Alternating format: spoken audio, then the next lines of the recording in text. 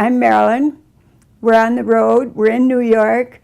I don't know exactly how we got here, what put us here. Something about a virus or that I went viral. If that's all it takes to get a trip to New York, I may go viral more often. You walked into the Grand Forks Airport, and usually they're rather impersonal, but this morning people seemed more friendly than ever. And they were asking me where I was going, and a couple of them asked me for my autograph. And the people, when we went through security, they said, wished that I'd have a good time in New York. They all knew who I was and where I was going.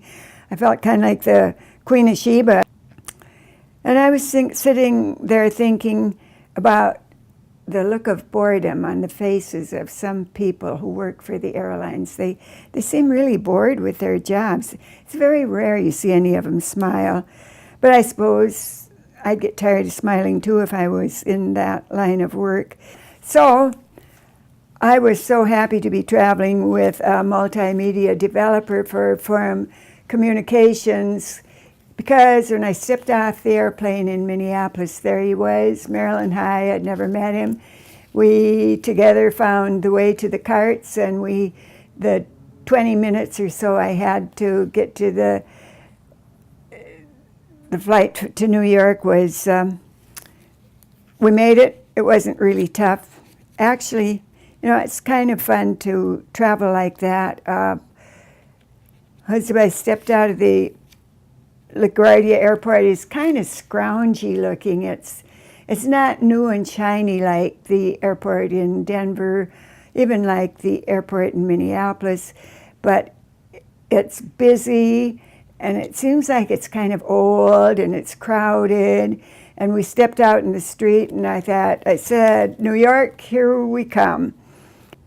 There were seas of yellow cabs, the New York taxis, the garbage stacked up on the sidewalk. It was all just so New York, so much fun to be here.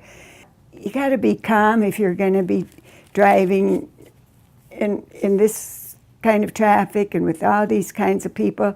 Well, actually, it's a lot more people than you see on South Washington Street in Grand Forks, maybe in 5 nights in a row.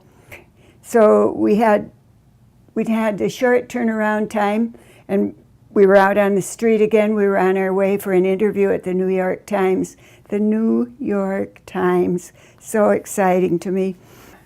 I've eaten a lot of things, but never a dirty water hot dog. So with photographers following me and with the reporter watching me, I ate this hot dog. I can see where if you were really hungry, you might want one of those hot dogs, but I don't think it's something that I would yearn for. But it was all right. It was long, but it was not really too hot. And the